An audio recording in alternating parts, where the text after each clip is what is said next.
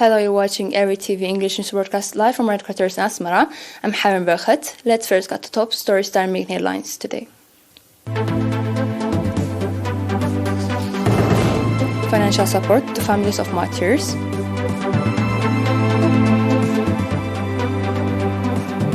Community-based environmental sanitation program.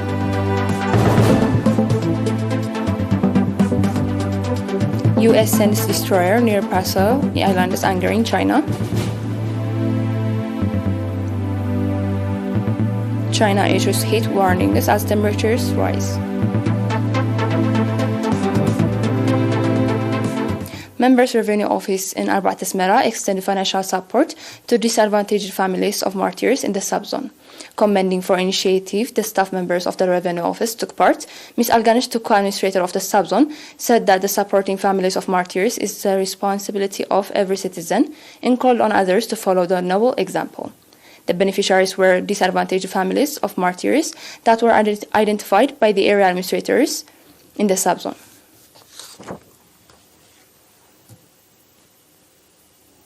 As part of the effort to control the prevalence of communicable diseases due to lack of sanitation, so far 98% villages in Baront subzone have implemented community-based environmental sanitation programs. Nurse Temesgen Brahane, head of health service in the subzone, said that the achievement registered was the result of the increased awareness of the public on health issues and called on area administrators and village coordinators to encourage the remaining village to implement the program. Noting that ensuring the health of the society is not only the responsibility of the government, Mr. Abdou Yacob, head of the environmental sanitation at the Ministry of Health branch, commending the initiative, the residents of the La'alai Dase took part, called on the public to strengthen participation in the effort. Various institutions in the central region are conducting extensive water and soil conservation popular campaign at Maidminnet area. Indicating that the program was part of the ongoing greening campaign, Mr. Mikhail Abraham, member of the Forestry and Wildlife Authority, said that the campaign is ongoing until the end of the rainfall season. According to Mr. Mikhail, staff members of the various line ministries, national associations, companies, administrations, as well as members of the various ex-members of freedom fighters cooperative associations are taking part in the popular campaign. We have an announcement from the Ministry of Health. 17 patients have been diagnosed positive for COVID-19 and tests is carried out today at testing station in the central region. On the other hand, one patient who has been receiving medical treatment in hospital in the central region has recovered fully and has been discharged from the facility. The total number of recovered patients has accordingly increased to 9,701, while the number of deaths stands at 103. The total number of confirmed cases in the country to date has increased to 9,844. Ministry of Health, Asmara, 13 July 2022. We will be back with international news after the short break. Stay tuned.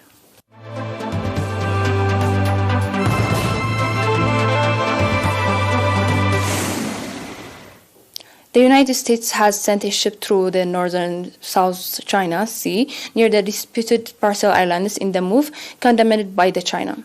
The USS Penfold traveled near the islands, which are occupied by China and claimed by Vietnam and Taiwan, in a freedom of navigation operation. The U.S. said was necessary to assert rights and freedoms under international law in disputed waters.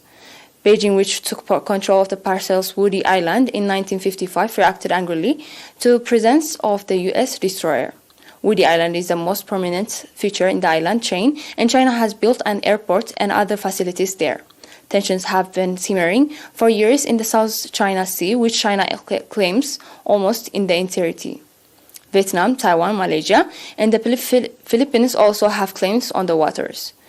Beijing has refused to recognize the decision and says its so-called historic rights, on which it bases its claims of sovereignty, predates the United Nations Convention of the Law of the Sea, 1982. More than 70 cities issue heat alerts a month after catastrophic flooding. China is battling another round of extreme heat, as nearly 70 cities issued red heat wave alerts, the highest level on the scale. In Shanghai, the country's biggest city, where some residents are already subjected to daily COVID-19 tests and localized lockdowns loom, officials warned people to prepare for hot weather and the danger of heat stroke. Shanghai summers can be hot and steamy, but this year's temperatures have been extraordinary.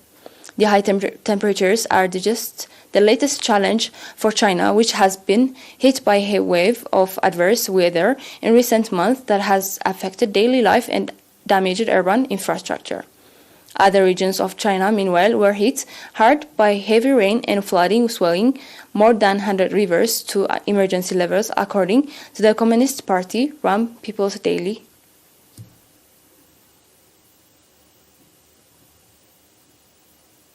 Before we close for today's news, let's have a recap of the headlines.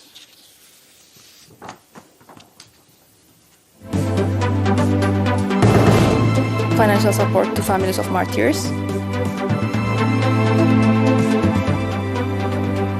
Community-based environmental sanitation program.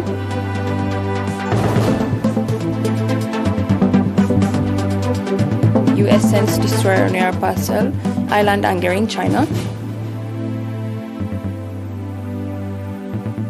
China issues heat warnings as temperatures rise.